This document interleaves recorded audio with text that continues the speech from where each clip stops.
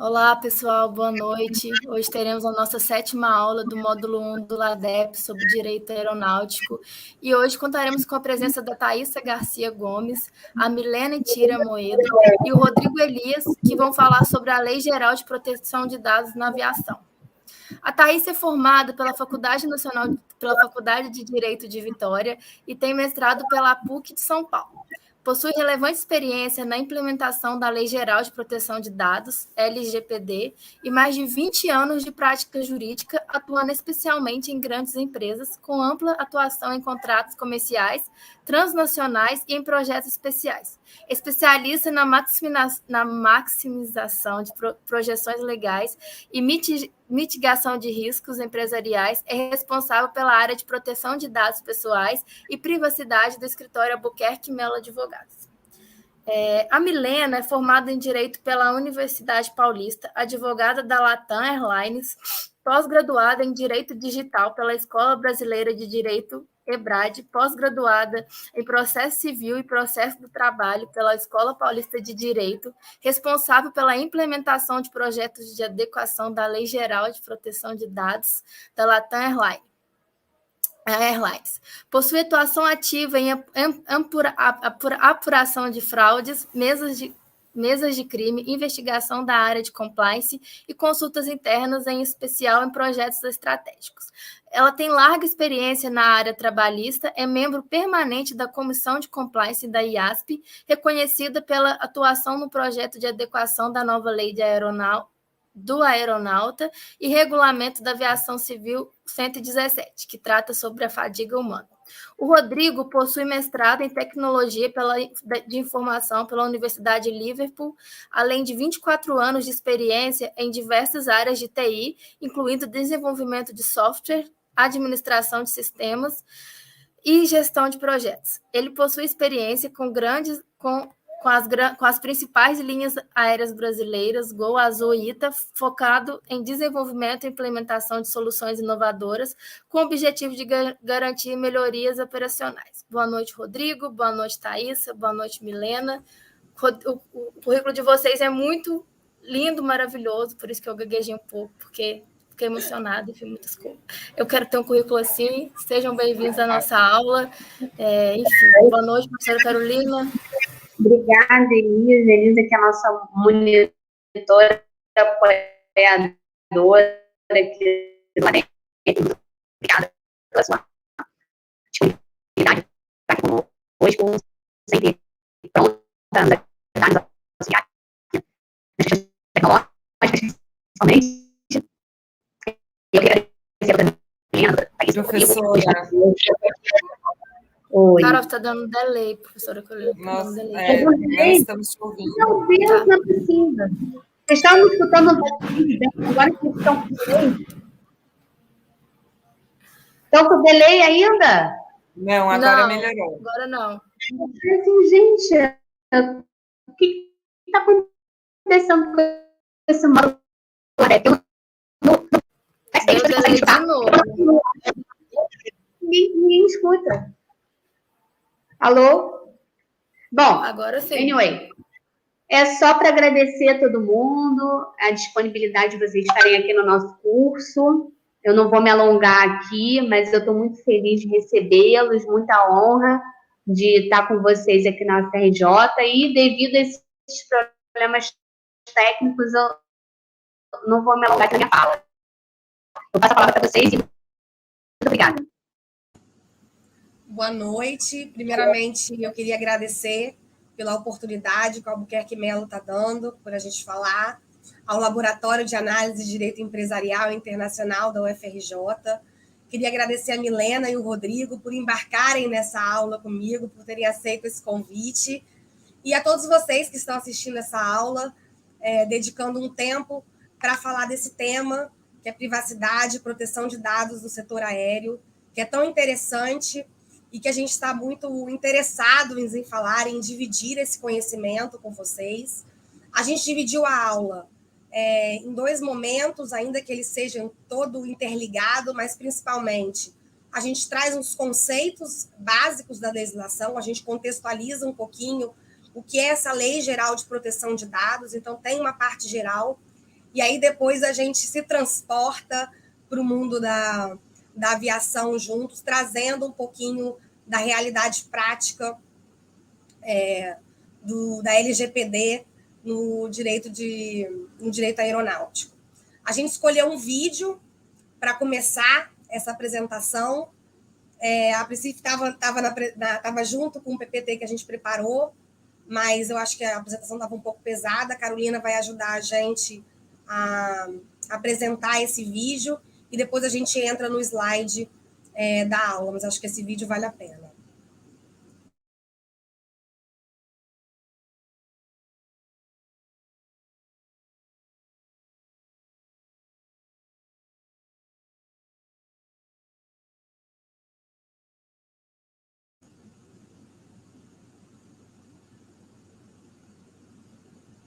Espero que a gente consiga. Como é ao vivo, sempre tem o risco, mas eu acho que vai dar certo. Vamos lá.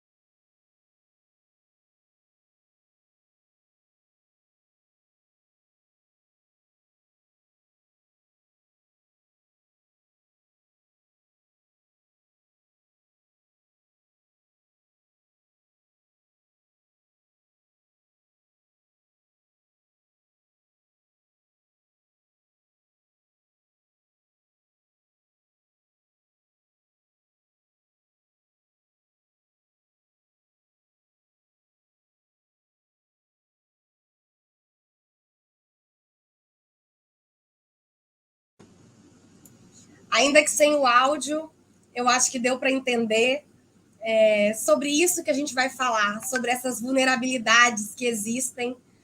Os nossos dados estão espalhados por todos os lugares e a gente vai falar sobre isso, sobre as vulnerabilidades, as responsabilidades que estão associadas a isso e do compromisso que tem que existir. Os dados, eles são necessários, ele é uma realidade, né, no mundo empresarial e não se discute a necessidade deles, né? Os dados são tidos hoje como o novo petróleo. A gente percebe isso claramente quando a gente passa a ver que as grandes empresas são aquelas que detêm a informação, não são mais aquelas empresas que detêm os commodities ou os bens de consumo. Então, a gente vê, né, que essa é uma nova realidade, uma realidade que não tem como retornar. Os dados estão aí e eles são necessários, eles são estratégicos. As legislações no mundo inteiro estão acontecendo no sentido de preservar os dados, de como regular. E o Brasil ele está indo nessa mesma onda, o que é estratégico para o Brasil, né, no mercado no cenário mundial, é imprescindível que o Brasil também tenha uma legislação que aborde proteção de dados. E aqui a gente tem a nossa lei, a Lei Geral de Proteção de Dados, que foi publicada em agosto de 2018, e ela teve uma eficácia em 2 momentos. Né? Inicialmente, a gente teve uma eficácia em setembro de 2020, em que as regras ali estabelecidas, toda essa cultura que essa legislação traz, ela passa a valer, e tão somente em agosto de 2021, as penalidades passam a ser aplicadas. Isso significa que existe uma retroatividade a essa data. O fato da empresa não ter sido fiscalizada ou penalizada por um fato que ocorreu após agosto de 2021, não significa que ela não está sujeita a uma penalidade. Esse é o entendimento do diretor da NPD. Ele se posicionou nesse mês de janeiro, no Valor Econômico, ratificando isso. Então, fica claro, né, a importância do cumprimento dessa legislação e da gente entender o que ela aborda. O primeiro ponto que eu queria dividir com vocês são alguns conceitos chaves dessa legislação. A gente tem que entender o objeto dessa lei. Se puder passar o slide, por favor. A gente está falando de conceitos como dado pessoal. Essa lei ela trata especificamente de informações relacionadas a uma pessoa natural, ou seja, uma pessoa física, que a identifique ou que possa identificá-la.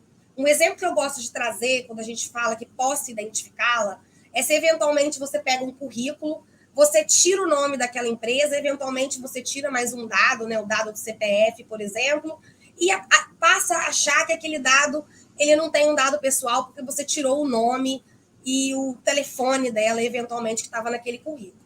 Mas se você botar todos os demais dados na internet, provavelmente você vai chegar nessa pessoa. Então, a partir do momento que você tem um conjunto de informações que permitem identificar quem é essa pessoa, você não conseguiu anonimizar esse dado, né? O que a legislação fala de dado anonimizado, que não estaria sujeita a essa legislação, é quando você não consegue caracterizar quem é o dono dessa informação.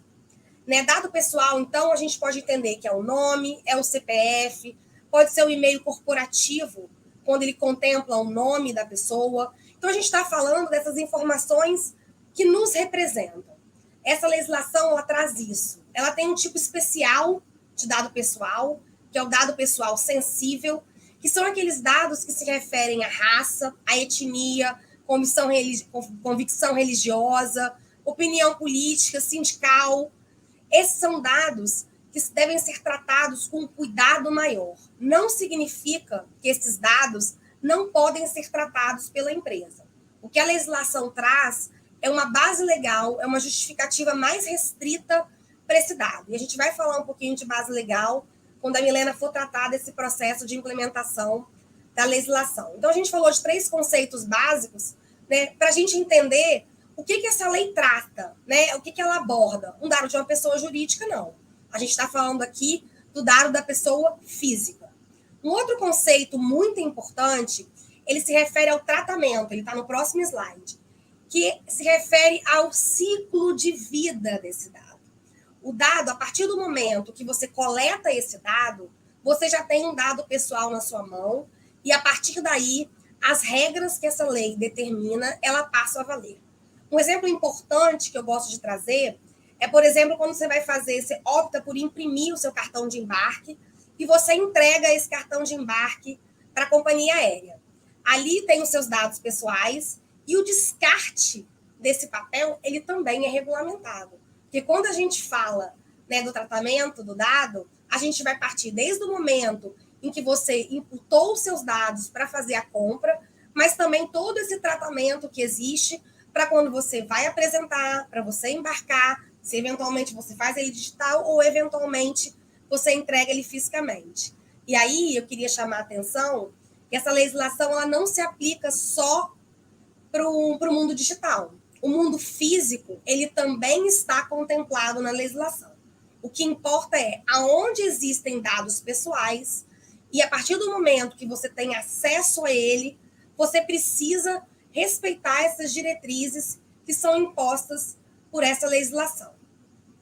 Próximo slide, que a gente vai falar agora dos atores que são importantes nesse processo de tratamento de dados. Chama atenção aqui para os agentes de tratamento, que é o controlador e o operador. O controlador é aquele que define, quem toma as decisões de como eu vou tratar os dados. Lembrando o conceito amplo que a legislação traz. Então, a partir do momento que você tem acesso a esses dados, você precisa saber o seu papel nessa relação.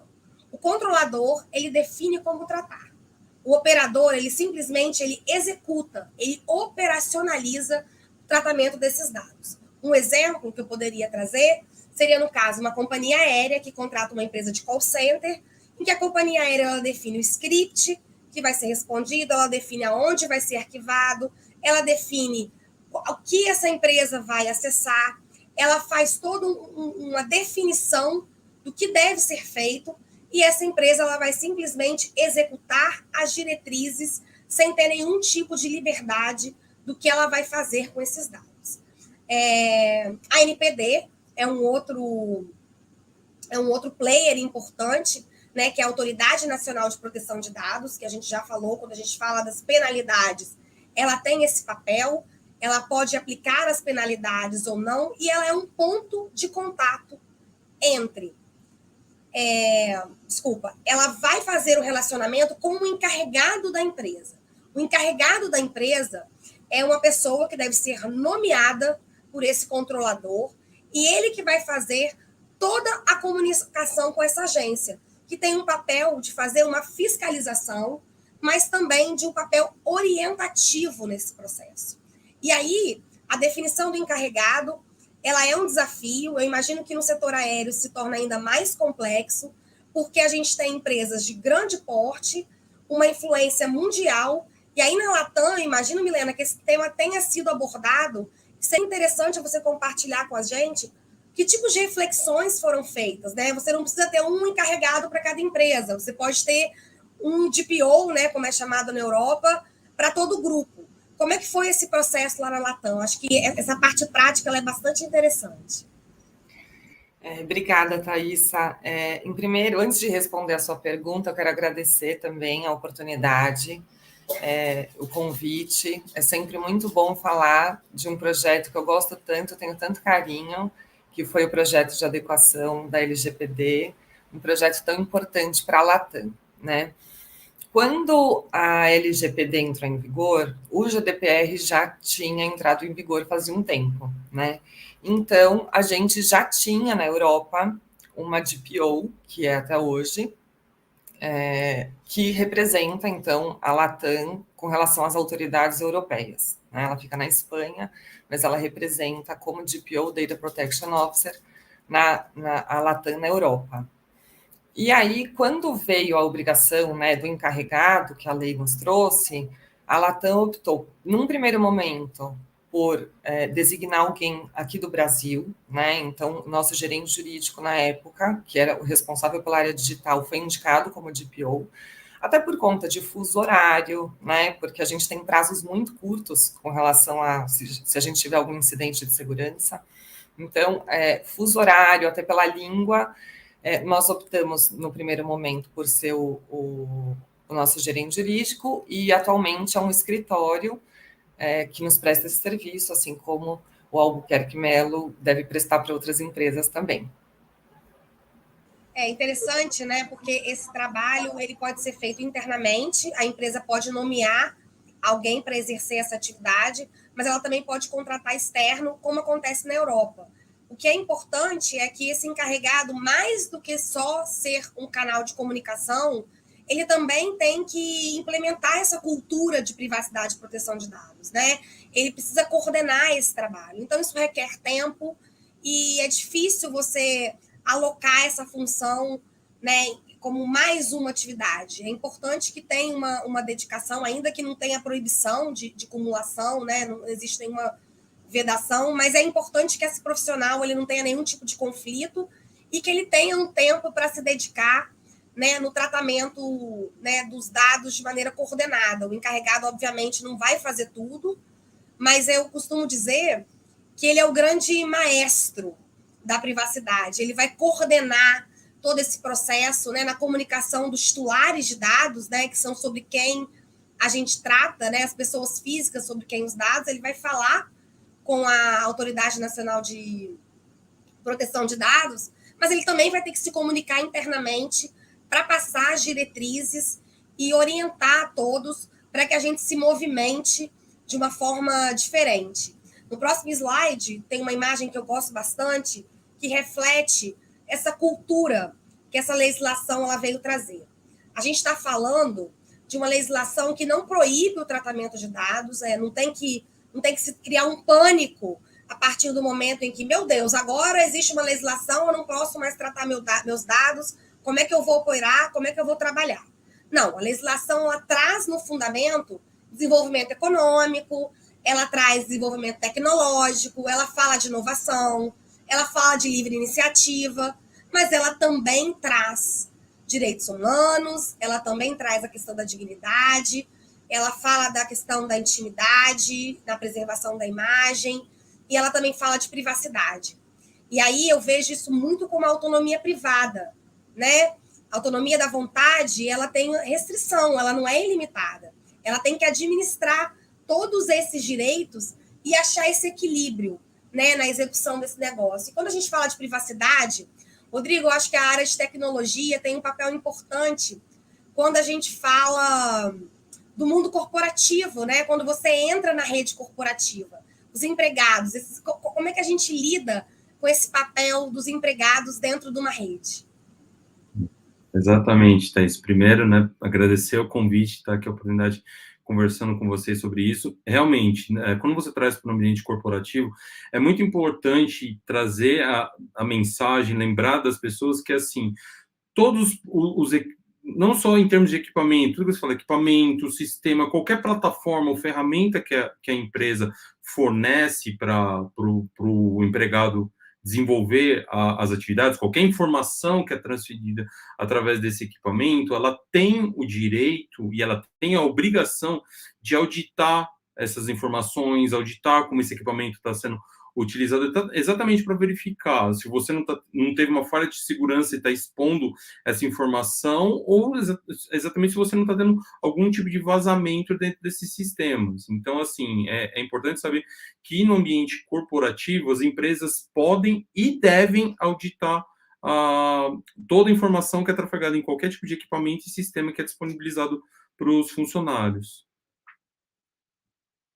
Perfeito. Inclusive, o TST já tinha se posicionado nesse sentido, né? E eu acho que essa legislação ela veio reforçar essa necessidade, porque não tem como você fazer uma atividade de segurança e de controle, de fiscalização para evitar eventual incidente, né? E fazer um mapeamento das vulnerabilidades, se você não enxerga o que está acontecendo dentro da sua rede. No próximo slide, a gente vai trazer aqui os princípios que norteiam essa legislação, e aí a gente tem dois deles, né, que estão bem alinhados com o que o Rodrigo trouxe, que é a obrigação das empresas de terem atitudes de prevenção e segurança. A legislação traz no artigo 46 a obrigação das empresas, né, das operadoras, quem faz o tratamento dos dados, delas adotarem medidas técnicas e administrativas de segurança para preservar esses dados, né? Para preservar a confidencialidade, a integridade, a disponibilidade. Então, são obrigações da empresa, são princípios que devem ser observados e obrigações que se desdobram desse princípio, como se pode ver no artigo 46 da lei. Outros 3 princípios, também muito importantes, e que impõem obrigações às empresas na forma que ela vai tratar esses dados, a gente tem finalidade, adequação e necessidade. Você tem que definir a finalidade, uma finalidade lícita. Você tem que tratar esse dado para quê? Por que você precisa desse dado? Ela tem um embasamento legal para que eu faça esse tratamento, e a Milena vai falar um pouco de base legal ao longo da nossa aula, e eles são adequados, definido essa finalidade, eu tenho que estar aderente a essa finalidade que eu defini. E mais, eu tenho que evitar vazamentos, eu tenho que evitar incidentes. Então, eu tenho que questionar, eu preciso de todos esses dados? Eu preciso fazer uma reflexão se eu já tenho todos os dados necessários para alcançar a minha necessidade. Então, aqui, o que se recomenda, né, o que a legislação determina, é que se tenha o mínimo de informações necessárias para que você alcance esse objetivo. E aí, com esses 5 princípios, eu queria que o Rodrigo falasse de um case emblemático que, quando a gente conversou sobre o tema, os 3 lembraram dele, que é o Cambridge Analytica, que ele aborda um pouco esses princípios e ele materializa um pouco esses conceitos num caso concreto. Exatamente, Thaís. Acho que assim, acho que todo mundo, pelo menos, ouviu falar a respeito do caso da Cambridge Analytica. Para quem não sabe, né, a Cambridge Analytica é uma empresa inglesa, ela é focada em desenvolver propagandas voltadas para campanha políticas. E o que aconteceu? Teve um caso que, em 2013, eles desenvolveram um aplicativo que se chamava This is Your Digital Life, no qual eles aproveitavam a plataforma do Facebook, onde o usuário abria esse aplicativo, respondia uma série de perguntas e ele mapeava o seu perfil. O que aconteceu, na verdade, por trás? A Cambridge Analytica, ela aproveitou uma vulnerabilidade numa função que chamava Open Graph dentro do Facebook e, aproveitando essa vulnerabilidade, ela coletou dados de 87 milhões de usuários, usou esses dados sem a devida permissão do dono, do usuário em si, de quem era o proprietário daquela informação. Deu uma grande repercussão isso, eu não vou entrar assim no aspecto legal das consequências que foram disso, mas falando precisamente da questão da gestão dos dados. Foi muito interessante, porque foi onde começou-se um kickoff desse conceito. Como que a gestão, quem é responsável? Porque, se você olhar tecnicamente, quem fez o ato ilícito foi a Cambridge Analytica de coletar as informações. O Facebook foi apenas...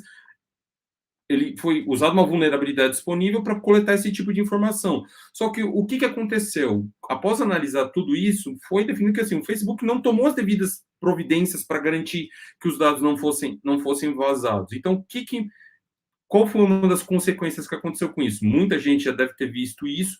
O Mark Zuckerberg, ele teve que comparecer perante o Congresso americano e responder sobre todo esse caso nisso.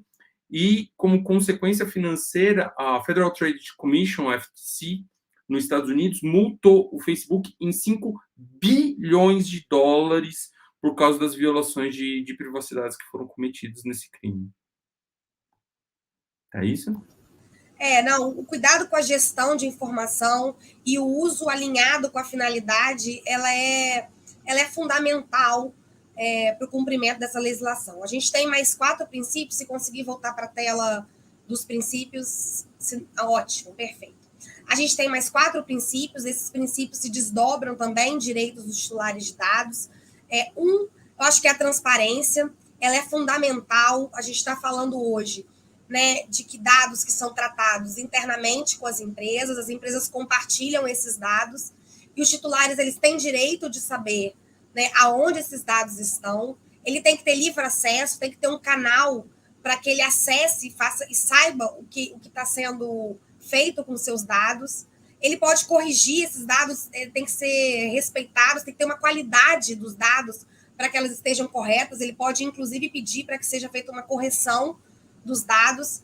E a questão da ética no tratamento dos dados, né, quando a gente fala de mais um princípio, que seria o princípio da não discriminação, é que esse tratamento de dados ele seja feito em conformidade com a lei, em hipótese nenhuma com caráter discriminatório, né? Quando a gente fala de dado sensível, isso fica ainda mais evidente, né? A preocupação que se tem de que não se pegue nenhum tipo de dado e se aproveite do acesso dessa informação para excluir qualquer tipo de pessoa. Isso reforça, eu acho, né, a posição que já existe no direito brasileiro, né, que não se admite, não se tolera, mas eu acho importante como uma legislação reforça isso, porque nessa altura do campeonato a gente não pode admitir mais qualquer tipo de ato discriminatório. Nunca foi, mas cada dia mais acho que é inconcebível pensar em utilizar um dado para excluir qualquer tipo de pessoa.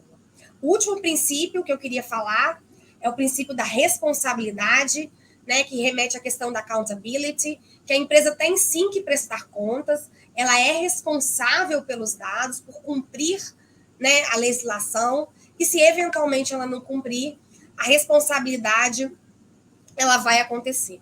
A gente vê com essa legislação que o tratamento de dados ele continua existindo, ele é necessário, se reconhece isso, mas o que se impõe é uma nova perspectiva. A gente está falando de uma nova cultura, de uma nova maneira de tratar os dados. E para isso, pode passar para o próximo slide, a gente precisa estar preparado para essa mudança. E essa mudança, ela requer um olhar para dentro do seu... Estava certo, pode ir mais um, perfeito. Você precisa olhar para dentro dos seus processos, entender como você funciona para você chegar lá. E aí a Milena vai compartilhar com a gente esse trabalho que é feito quando você precisa fazer o enquadramento da legislação. Então, foi feito um plano de adequação na Latam e a Milena vai dividir isso com a gente. Vai lá, Milena, obrigada. Eu que agradeço. Bom, pessoal, vocês imaginam, né, que, por exemplo, em 2019, a Latam transportou mais de 74 milhões de passageiros, né?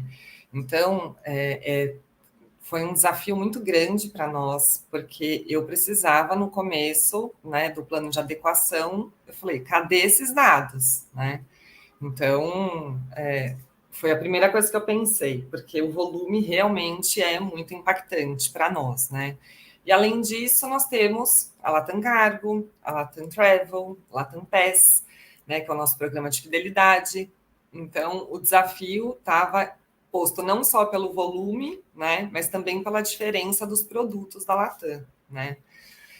Num primeiro momento, o que a gente pensou? Precisamos dar para o board da companhia, a alta gestão precisa saber que essa lei vai chegar, né? Porque a gente teve uma vacatio legis aí de 2 anos no primeiro momento. Então, fizemos uma palestra com o nosso CEO, diretores e gerentes, para explicar, né, o que era a lei, o que a gente iria precisar desenvolver nesses próximos tempos para conseguir fazer a adequação, né? Nós fizemos um kick-off no Chile do projeto de adequação. O projeto foi conduzido pelo jurídico, no primeiro momento, só pelo jurídico, né? Até porque se trata de uma obrigação legal. E aí, no Chile, a nossa área de TI, ela fica quase que 100% no Chile, apesar da nossa vice-presidente ser brasileira, 100% da área de TI fica no Chile hoje em dia, né? Pelo menos a organização, a estrutura está lá. Então, fomos até lá, fizemos a apresentação do projeto, e aí iniciamos o mapeamento. Preciso saber onde estão esses dados, né? Quantidade, base de dados, sistemas, quem utiliza os sistemas, porque às vezes uma base de dados é consumida por várias áreas, né? Então, preciso descobrir tudo isso. Disparamos um formulário, na época, que tanto a área de TI quanto as áreas de negócio do Brasil responderam. Mapeamos, nesse primeiro momento, 750 procedimentos que envolviam dados pessoais, e aí veio essa segunda parte puramente jurídica de enquadramento de base legal, né? Eu preciso, como você bem disse, né, dos princípios, eu preciso ter a finalidade. Eu estou desviando a finalidade daquele dado pessoal, né? Então, eu precisava entender isso. As bases legais que nós mais utilizamos são a execução do contrato, tanto para empregados, né, que execução do contrato de trabalho, para tratar os dados, quanto dos nossos clientes, né? Então, a maioria dos nossos procedimentos de tratamento de dados foram enquadrados como execução de contrato. Nós também enquadramos algum com interesse legítimo, né, legítimo interesse, com avaliação de risco, né, nesse caso, que a lei requer, e também com cumprimento de obrigação legal regulatória. A gente tem uma agência nacional, a agência ANAC, né, que é a Agência Nacional de Aviação Civil, que é o nosso órgão regulador. Então, assim, nós temos muitos procedimentos, muitos regulamentos, tudo isso precisa ser respeitado. E muitos dos tratamentos que a gente faz têm base legal no regulatório, né, como obrigação regulatória. Então, dando um exemplo aqui, a pessoa entra o passageiro, o cliente entra no nosso e-mail e fala, não desejo mais receber comunicações da Latam, né? E aí a gente deixa de mandar e-mail de marketing para esse cliente. Mas se o cliente ainda for voar e ele tiver um voo cancelado, a resolução 400 da ANAC me obriga que até 72 horas eu tenho que comunicá-lo, né? Então, eu vou utilizar o e-mail e eu vou tratar esse dado para cumprimento de uma obrigação legal, que seria aí a resolução 400 da ANAC. Então, assim, isso, né? Imagina dentro de um banco de dados que eu tenho que categorizar quando é uma comunicação de contingência, quando é uma comunicação de marketing, enfim. E fizemos tudo isso. E, além disso, o consentimento, né? Sempre foi uma preocupação muito grande o consentimento de menor de 12 anos, até porque a gente está tratando de um público diferenciado, né? Protegido pelo Estatuto da Criança e do Adolescente, e a gente teve que fazer várias adequações com relação a isso. E o consentimento, na verdade, ele traz um ônus muito grande para as empresas, né? Porque a gente tem que fazer toda a gestão do consentimento. Então, é muito mais fácil para uma empresa enquadrar um tratamento de dados em outra base legal, né? Porque a lei nos trouxe 10 bases legais, do que o consentimento em si. Porque o consentimento, aí o Rodrigo pode falar um pouco melhor, ele requer alguns cuidados. Exatamente, Milena. Assim, o consentimento é um grande problema, assim, a gestão disso é muito complexa, depende do tamanho das empresas que você está falando. No caso da Latam, que você tem operações em diversos países, como você não consegue falar assim, eu vou fazer uma tratativa disso através de uma área ou alguma coisa, você precisa ter uma modificação sistêmica para você fazer a gestão disso, que a partir do momento que o cara desativa em uma das empresas do grupo, todas as consequentes também não devem ter mais acesso a esse tipo de informação. E uma coisa que é interessante também trazer sobre o consentimento, que assim, o consentimento não está escrito na pedra, né? Você pode revogar ele a qualquer momento, só que aí cada empresa determina o seu melhor processo para isso. Uma empresa, pegando um caso, você tem uma empresa como a Latam, que tem uma série de empresas atreladas, uma série de sistemas, processos, centenas de pessoas envolvidas, você vai ter uma ferramenta sistêmica para trabalhar isso. Uma empresa menor, que só tem uma operação doméstica, por exemplo, pode falar que vai tratar isso num processo manual, através de um formulário. É uma questão de você avaliar qual o melhor custo-benefício para fazer esse tipo de gestão para cada empresa. Até porque, né, Rodrigo, hoje em dia a gente não quer mais papel, né?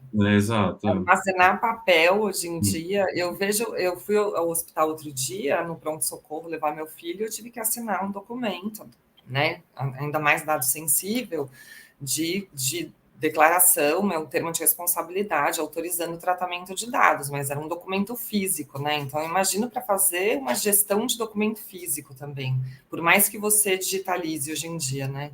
Então, é bastante complicado.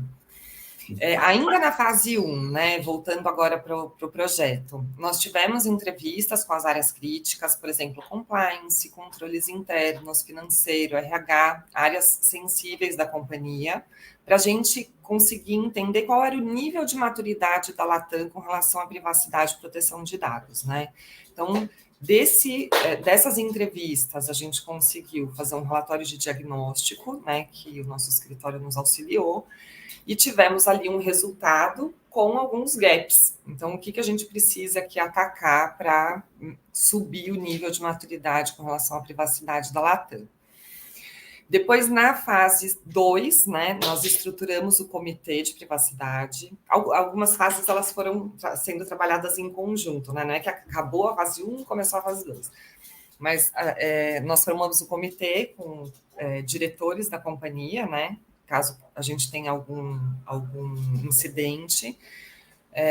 Nós temos a atuação do TI em paralelo. Então, nesse momento, o projeto se dividiu em 2.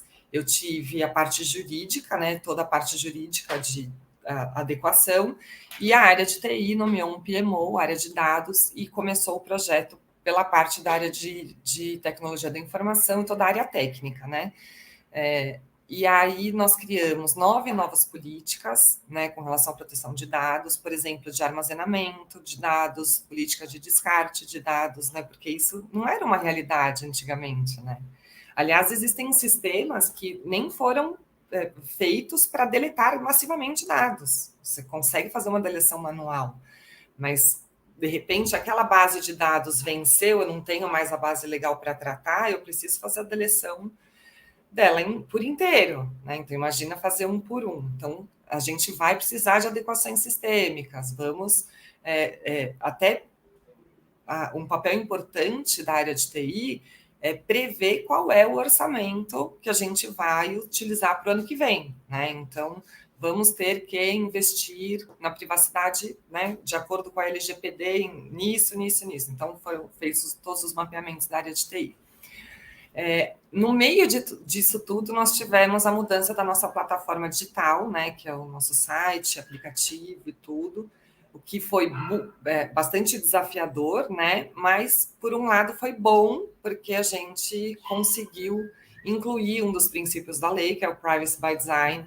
Então, desde o início, do nascimento da nova plataforma digital, todos os legais de todos os países já estavam falando sobre não só a LGPD, né, mas GDPR, sobre a lei da Colômbia, a lei do Peru. Então, a gente conseguiu fazer aí uma equipe multidisciplinar para conseguir fazer as adequações. Além disso, avisos de interno e externo de privacidade, né, política de cookies, e o TI seguiu com essa fase aí mais técnica, né, e até de proteção maior, né? Sistemas de DLP, que seriam para evitar a fuga de dados, enmascaramento de dados, né? Que seria a pseudo-anonimização, que por mais que o dado não esteja efetivamente anonimizado, mas ele traz uma segurança, né? Porque é como se fosse uma criptografia, traz uma segurança para aquele dado e requer investimento, né? E aí eu acho que o Rodrigo também pode falar mais um pouquinho sobre essa parte de TI, que é mais técnica. Normalmente nessa fase, né, o que num processo comum, não utilizando, assim, usando o exemplo da Milena, mas como se ocorre geralmente em processo, é assim, definir-se o que está sendo definido, o que a gente estruturou dentro do programa de privacidade é factível de ser implementado, porque, assim, a gente tem que trazer também a consciência que, assim, a gente foca muito na questão de falar assim, eu tenho que falar assim, eu tô falando do dado, ele está no sistema, não sei o quê, mas eu tenho que considerar todo o ecossistema que envolve isso. Então, eu tô falando assim, meus equipamentos estão preparados para isso, minha infraestrutura de rede está preparada para isso, meus sistemas estão preparados, com um exemplo muito bem passado, que fala assim, existiam sistemas legados que são utilizados que não previam esse tipo de coisa, de você falar assim, eu preciso ter modificações em massa, de falar assim, eu tenho 15 mil usuários que foram coletados que falaram assim, que eu não concordo em prover o meu acesso, ou quero fazer um opt-out, ou qualquer, revogando o direito de uso pela empresa, e você tem que fazer isso um a um. Então, assim, nessa hora a gente volta para casa, pega, avalia quais são as políticas de TI que já são existentes, elas atendem esses requisitos ou elas precisam ser modificadas. Um outro exemplo que ela falou, o Privacy by Design, que você traz esse conceito da privacidade desde a concepção do sistemas trazendo a funcionalidade de need to know, basic, que é o usuário somente ter acesso àquilo que é essencialmente crítico para a operação dele e tudo mais. E aí você avalia todo esse processo e vê quanto tempo vai levar, os sistemas são capazes de atender isso e qual vai ser o custo orçamentário para poder atender essa demanda. Milena? Perfeito, Rodrigo. E um desafio muito grande também, que a gente parte aí para a terceira etapa, que seriam a revisão de documentos, né? Nós fizemos a revisão dos contratos, né, para a inclusão de cláusulas de proteção de dados e privacidade, dos contratos que estavam já em vigência, e criamos também cláusulas padrão, conforme a responsabilidade, como a Thaisa falou no início, né, quem eu sou nessa relação. Eu sou o operador de dados, eu sou o controlador de dados, eu sou o co-controlador de dados. Então, a gente fez também, porque a área jurídica da área de contratos, né, não é a área de direito digital que faz os contratos, mas a gente orientou como que a gente faria para descobrir, né, primeiro, qual é a responsabilidade da Latam naquele contrato e criar cláusulas padrão que sejam o mínimo aceitáveis junto com a área de segurança da informação, né, porque isso é muito importante. Quando a gente contrata sistema, projeto, área ou tem um projeto, né, que vai envolver dados, a gente sempre chama a área de segurança da informação para falar, e aí, né, essa empresa que eu pretendo contratar, né, ela tem um mínimo de segurança com relação aos dados, né, que a gente precisa para garantir que, né, se eu tiver que compartilhar com essa empresa os dados, que elas vão cuidar, que elas vão cuidar bem deles. Então, tem uma preocupação muito grande com isso. A gente fez a revisão dos avisos de privacidade e também a revisão dos contratos de trabalho, que foi... Imagino, né, Milena, que tenha sido bastante desafiador. Eu acho que a companhia aérea ela tem uma característica bastante peculiar, porque, pela sua natureza, ela circula em vários territórios. E a legislação de privacidade e proteção de dados ela tem uma característica da extraterritorialidade, que significa que essa lei ela não se aplica só nesse território onde ela foi publicada. Ela se propaga em outros lugares, até porque quando a gente fala de tecnologia, isso é natural.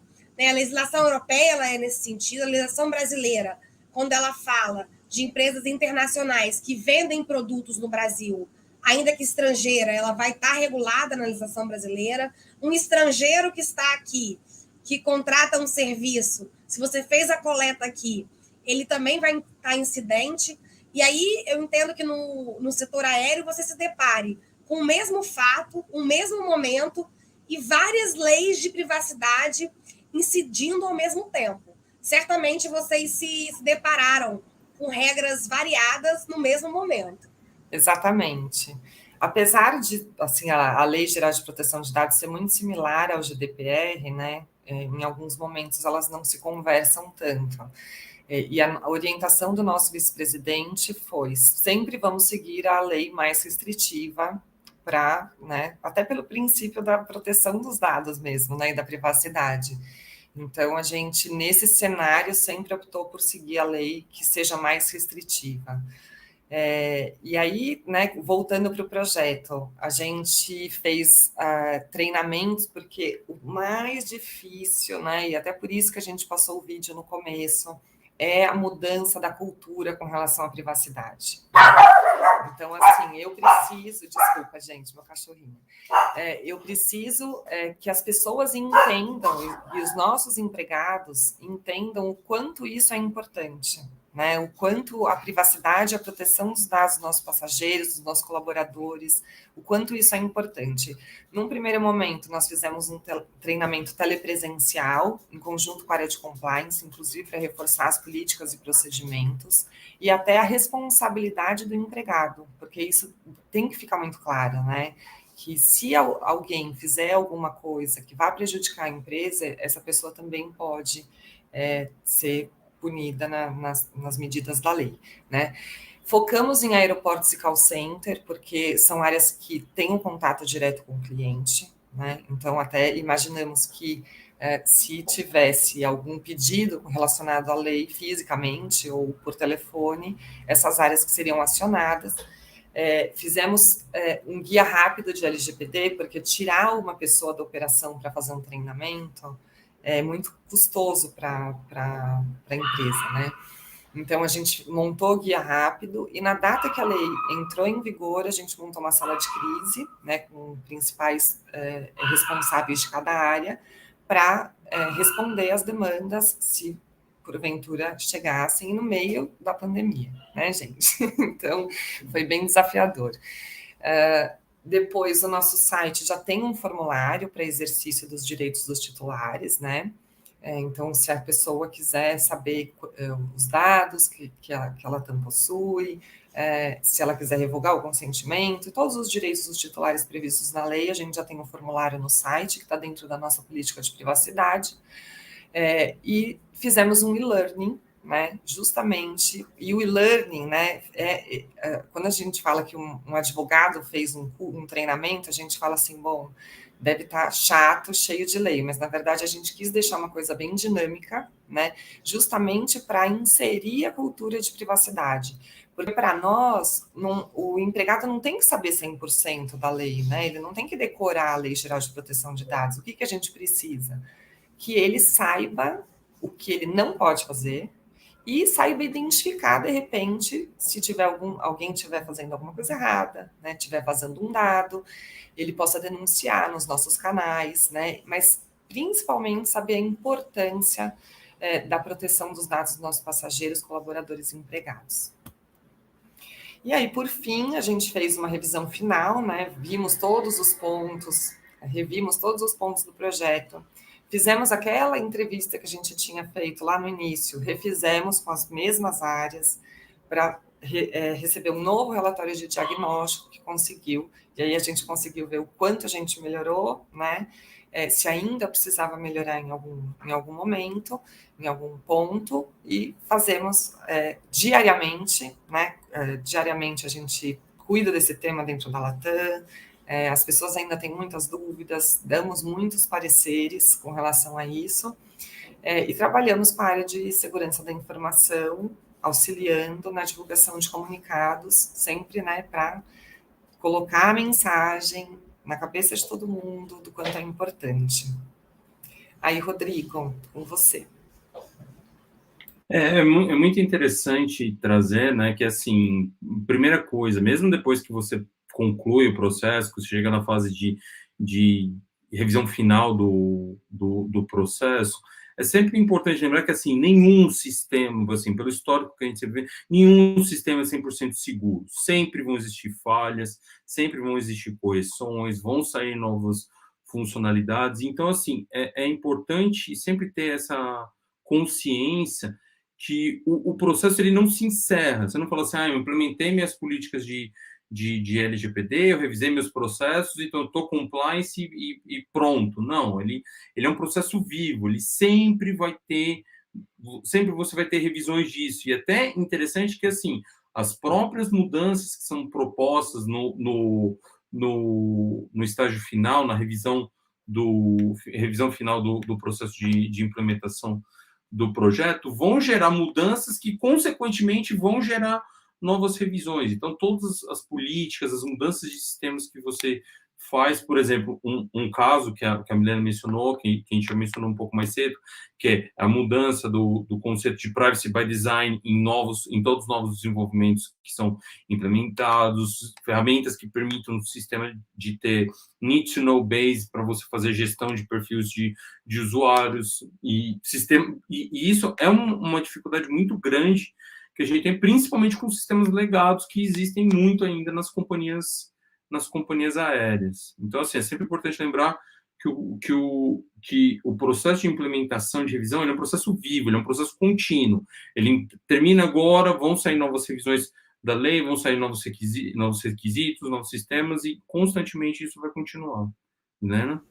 O programa de governança, ele vai nortear tudo isso, né?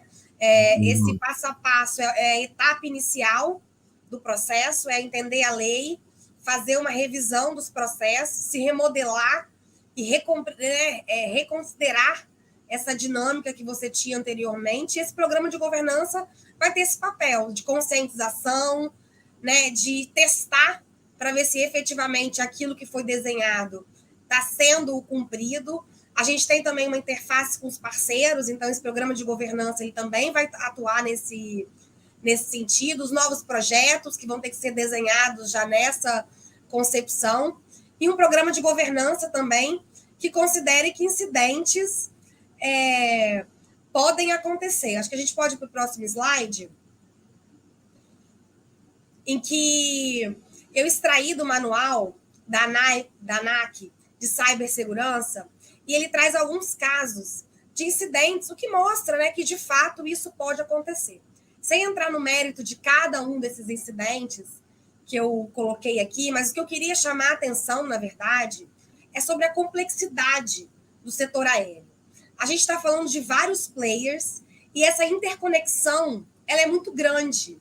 É importante uma conscientização coletiva, né? A gente teve incidente num caso de uma companhia aérea, durante uma investigação, se identificou que havia problemas técnicos, né, no sistema do avião, e aí isso impediu o acesso a algumas informações para descobrir as causas do acidente.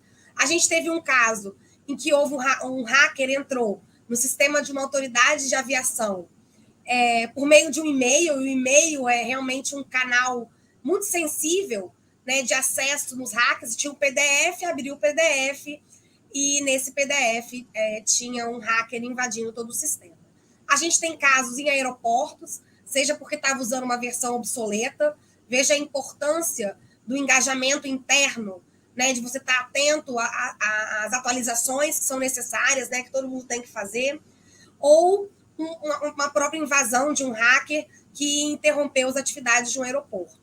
A gente tem casos de parceiros, né, uma empresa que fazia um atendimento via chat ao cliente e teve os dados vazados, e até mesmo uma empresa de tecnologia sofreu um ataque e alguns dados de passageiros, né, de programas de milhagem foram atingidos. O ponto aqui não existe segurança 100%, incidentes podem acontecer, e no setor aéreo se torna mais delicado porque o compartilhamento e a interação ela é inevitável, você não consegue atuar no setor sozinho. Essas integrações elas são inerentes, né? Os passageiros têm que entender que quando a gente fala de cumprimento da lei, de base legal, essas interações elas fazem parte e são sim necessárias.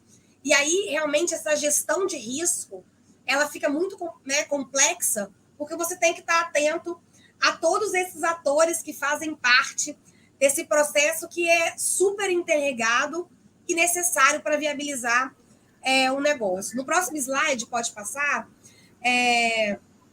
falando um pouquinho de incidente e de governança, as empresas elas têm que estar preparadas, faz parte, né, do programa de governança, que é obrigatório pela legislação, você se preparar para casos de incidente. A Milena vai compartilhar um pouquinho essa etapa, né, mais esse desdobramento da lei na Latam. Pois é, Thaisa, não é todo incidente de segurança que ele tem que ser reportado, né? Grandes companhias sofrem ataques diários, né? Temos sistemas para mapear onde estão sendo atacados, né? Porque os fraudadores por aí... engraçado como mudou hoje em dia, né, a perspectiva. Antigamente, grandes empresários eram sequestrados, né, pediu-se o resgate, tudo, e hoje em dia invadem os sistemas, né, invadem sistemas de Tribunal de Justiça, invadem sistemas de hospitais e pedem resgate em Bitcoin, né? Então, a nossa realidade realmente é outra. Não é todo incidente de segurança que tem que ser reportado, mas toda empresa tem um plano de contingência. Nós já tínhamos esse plano de contingência, nós já tínhamos, inclusive, treinado esse plano de contingência por conta do GDPR, né? É um comitê multidisciplinar, né? Então, tem a área de resposta a incidentes, tem a área de segurança da informação, tem a área de TI, tem a área de negócio que está envolvida, de repente, né, no que aconteceu, e a gente precisa identificar. O que aconteceu, né? A gente monta uma sala de crise e aí a gente começa a verificar o que aconteceu. Possivelmente teve vazamento de dados, que dados que continha nessa base, né? Quais eram os dados? Tinham dados sensíveis, né? Qual era a titularidade, qual era a nacionalidade dos impactados? Então, primeiro a gente precisa entender, depois que a gente começa a entender tudo que, né, e é óbvio, a área de segurança aí, o Rodrigo pode falar melhor, né, já está trabalhando para conter o incidente, para aplicar medidas aí de segurança, medidas reativas. E depois de tudo isso que a gente consegue entender, né? Não é só uma vez que a gente se reúne, né? A sala de crise é montada e a gente vai conversando aí até que tudo fique resolvido. E aí, sim, se por acaso tiver um incidente com vazamento de dado pessoal, a gente tem que efetivamente reportar para a NPD, e não só para a NPD, para os titulares dos dados, né? E gera um dano reputacional para as empresas que é muito grande, né? Pode ir para o próximo slide, que a gente fala... Desculpa, a gente fala dessa responsabilidade, né? O princípio da responsabilidade que a gente falou lá no começo, ele se desdobra aqui. A gente tem uma perspectiva da responsabilidade civil, né, perante o Poder Judiciário, mas também tem a responsabilidade perante a Autoridade Nacional de Proteção de Dados, e também pode ter a interferência de outras autoridades, como o ANAC, como o CAD, e o próprio Ministério Público pode entender que se trata de um dano coletivo. Pode ir para o próximo slide, que a gente vai falar um pouquinho da responsabilidade. Da responsabilidade civil, o artigo 42, ele fala da responsabilidade do controlador ou do operador em casos de danos, o dever de reparação. Esse dano pode ser material ou moral, e também na esfera individual ou coletiva. A solidariedade, ela vai existir entre o controlador e o operador, caso o operador ele descumpra a legislação ou ele não siga as diretrizes lícitas do controlador. Então, a gente vê que o operador, ainda que ele não tenha o papel de definir como vai tratar esses dados, a partir do momento que ele opera os dados, ele também precisa estar em conformidade com a legislação, sob pena dele entrar numa responsabilidade solidária junto com o controlador. Caso haja mais de um controlador, essa responsabilidade também vai ser solidária. Importante destacar que tem que ter um dano, né? A gente não está falando, se acontecer um vazamento, necessariamente tem um dano. A gente já tem visto as decisões, né, nos tribunais quando se falam de indenização, e os juízes, nesse primeiro momento, têm se posicionado no sentido de que tem que haver realmente um dano.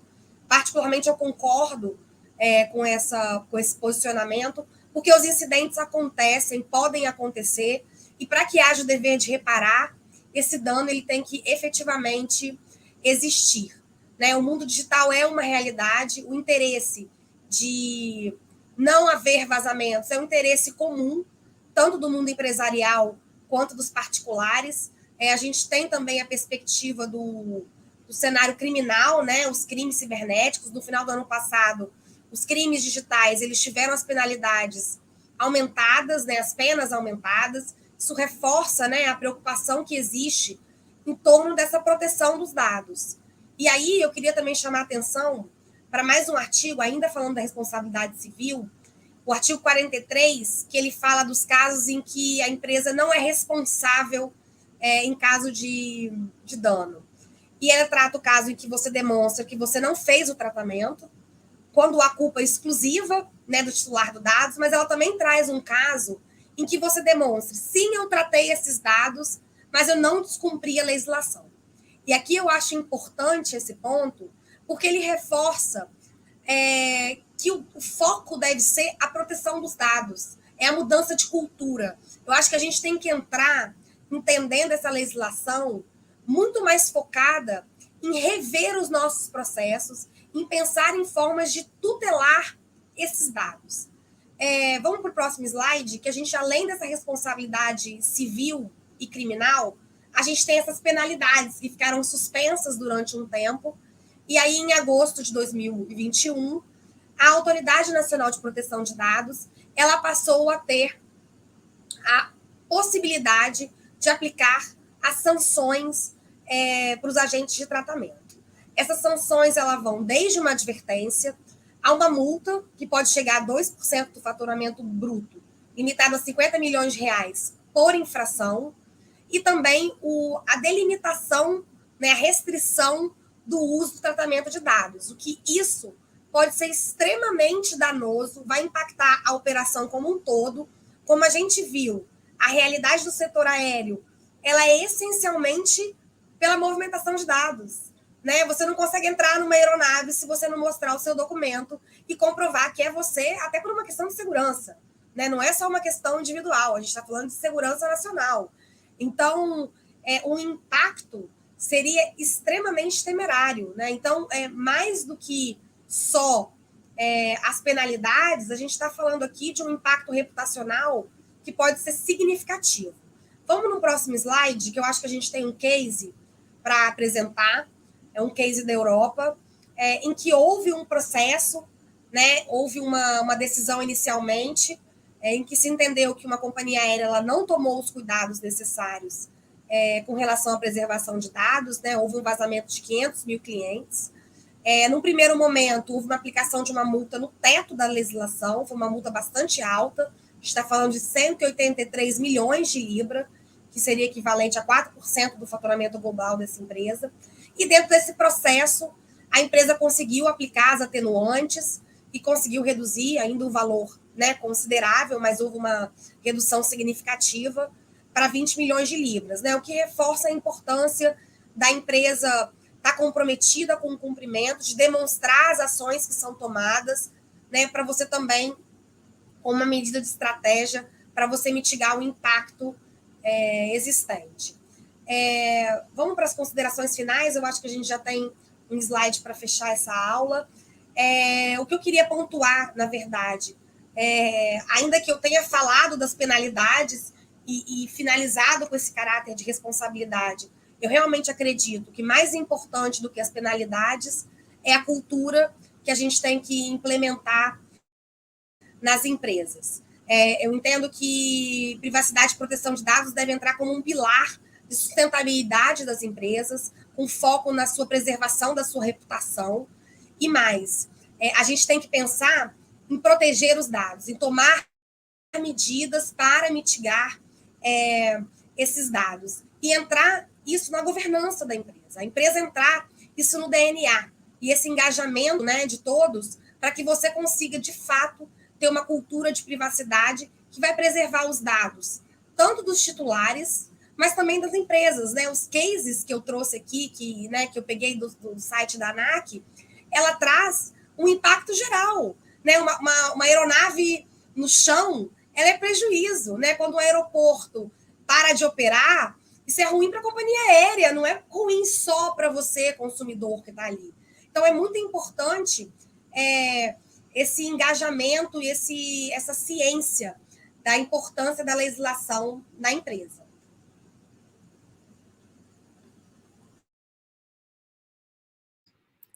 Bom, gente, fazendo do meu lado, concordo totalmente com o que a Thaisa mencionou. É muito importante essa mudança, né, nessa cultura, entender que, assim, segurança da informação, segurança, proteção dos dados não é uma responsabilidade de TI, segurança de informação, do jurídico, é um comprometimento de todos.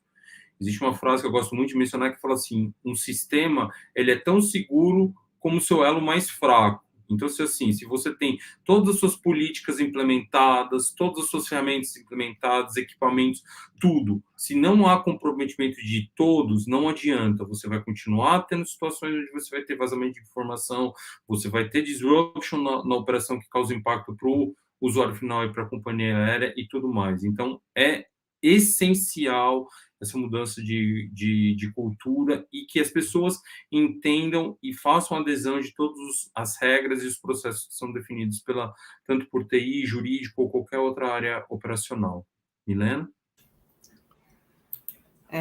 Vamos caminhando para o final aqui da nossa live. Foi um prazer muito grande passar um pouquinho do que foi o projeto, do que está sendo, né? Porque a LGPD não para por aí, a gente tem que estar sempre antenado, sempre, né, com o que tem de mais tecnológico para a gente conseguir proteger os dados dos nossos clientes, passageiros, colaboradores. Eu acho que, assim, pensando no setor aéreo, o maior desafio é a quantidade de dados que nós temos, né? Então, são muitos milhões de passageiros, milhões de dados. Também a quantidade de sistemas que nós temos para conseguir operar, né? A quantidade de produtos, né, que nós temos, porque cada produto tem a sua peculiaridade, são produtos diferentes, requer atenção diferentes, e somado a isso, as outras leis, né, as outras agências reguladoras, nós temos, né, a Senacom, Procons, né, porque a lei não traz uma competência exclusiva da ANPD, então o Ministério Público pode continuar atuando, então continua sendo um desafio muito grande, e quero agradecer a todos. Se tiverem alguma pergunta, nós estamos à disposição aqui para responder. Parece que não tem perguntas, Milena. Eu espero que não tenha perguntas, porque eles gostaram e não porque não entenderam nada.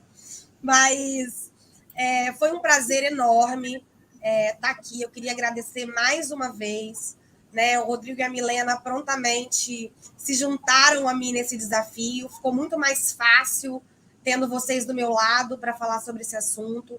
Carolina, mais uma vez, muito obrigada. A gente ficou super feliz.